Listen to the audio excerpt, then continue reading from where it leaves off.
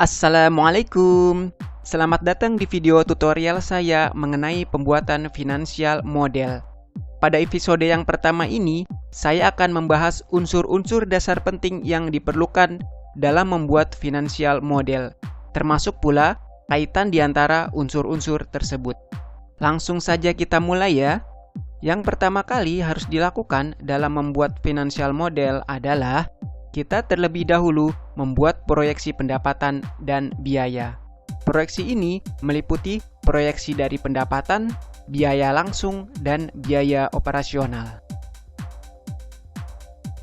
Dalam financial model, proyeksi pendapatan dan biaya berperan untuk membuat proyeksi laba rugi.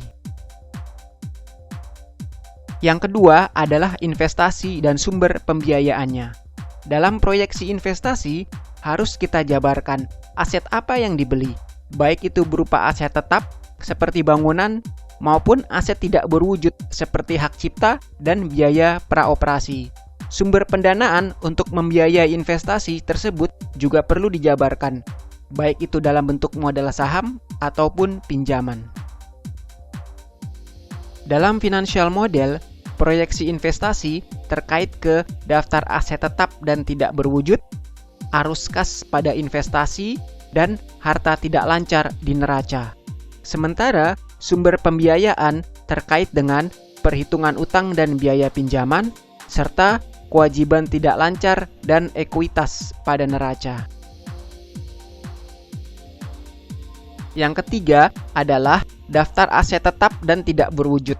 Daftar ini menghitung nilai aset bersih setelah dikurangi biaya penyusutan dan biaya amortisasi. Dalam financial model, perhitungan aset tetap dan tidak berwujud terkait ke biaya operasional pada laba rugi, khususnya dalam perhitungan biaya penyusutan dan amortisasi. Di neraca, perhitungan aset ini terkait ke harta tidak lancar, yaitu nilai bersih aset tetap dan tidak berwujud setelah dikurangi akumulasi penyusutan dan amortisasi.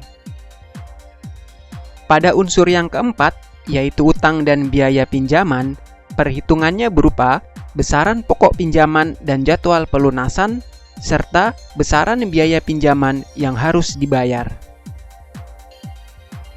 Dalam financial model, unsur biaya pinjaman terkait dalam proyeksi laba rugi, sedangkan pokok pinjaman dan pelunasan utangnya terkait di arus kas dari pembiayaan. Unsur yang kelima yaitu modal kerja. Modal kerja terkait dengan nilai aset lancar kecuali uang kas dan kewajiban lancar.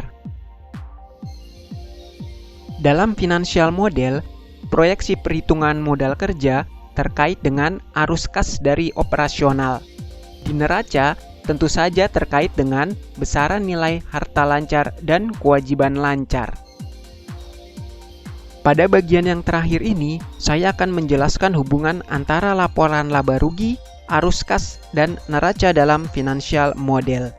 Dalam pembuatan financial model, urutan pertama yang harus dibuat adalah proyeksi laba rugi, kemudian proyeksi arus kas, dan yang terakhir proyeksi neraca. Proyeksi laba rugi mempengaruhi nilai arus kas dari operasional dan perhitungan laba atau rugi ditahan pada neraca.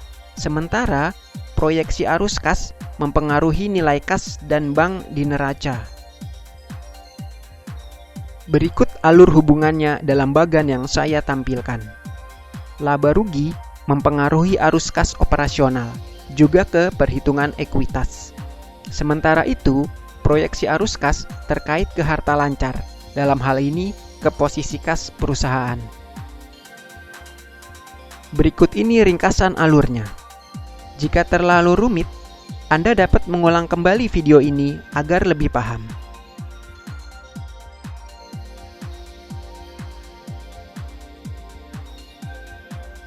Sekian dan sampai jumpa di video saya selanjutnya. Wassalamualaikum.